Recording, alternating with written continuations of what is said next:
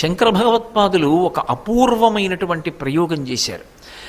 అమ్మవారి ఎదురుగుండా తీసుకొచ్చి విఘ్నేశ్వరుణ్ణి ప్రతిష్ఠ చేశారు. విఘ్నేశ్వరుడు కనపడ్డాడు అనుకోండి, అమ్మవారు బహుప్రసన్నురాలు.